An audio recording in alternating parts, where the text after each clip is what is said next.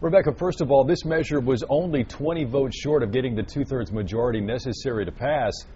Your thoughts? I know that you guys at Choices are staunchly against this measure. We are.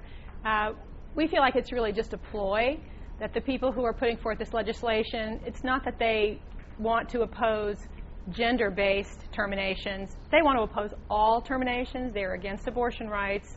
So this is just a ploy to see if they can move the line a little bit further down the field. Rebecca, explain that if you would, because I think that a lot of people would wonder, their first question would be, why not make this illegal? Why would this be a point of contention for anyone? Well, making it illegal doesn't solve any problems. So even within communities that do experience some gender bias, some Asian communities, for example, have strong preferences for sons versus daughters for many reasons in their culture. This isn't going to stop anything. All it's going to do is drive things underground. So if you really want to address the issue of son preference or gender preference, you'd have to really address a lot of cultural issues that are much deeper than this. And this is really something that can't be enforced, because if you make it illegal to use this as a reason for terminating a pregnancy, for example, the woman's just going to tell you something else. So it's really not going to solve any problem. It's just going to put an additional barrier, an additional law on the books against reproductive rights. Yeah, and you spoke about pushing that line towards that goal, as you just ultimately said. Right. How exactly would it do that?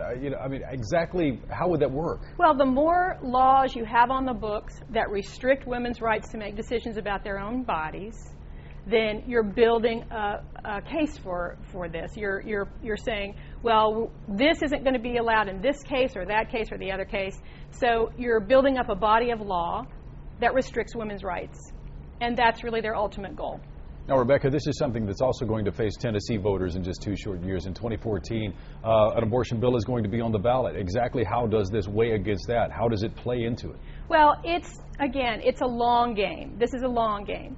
And the opponents of reproductive rights are setting up a situation where they have finally moved some legislation out of committee so that the Tennessee public will get to vote in 2014 on a public referendum that will weaken Tennessee's current constitutional right to privacy.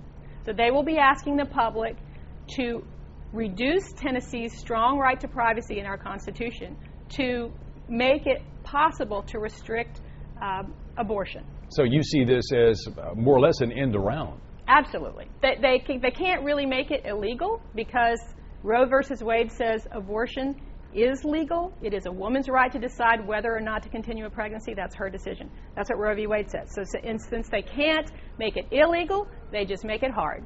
And so they just come up with more and more barriers, more and more legal hoops to jump over to make it either harder, more expensive, more difficult to find, more difficult to get. Rebecca Terrell, the Executive Director of Choices Memphis, thank you so much for your time tonight. Thanks for having me.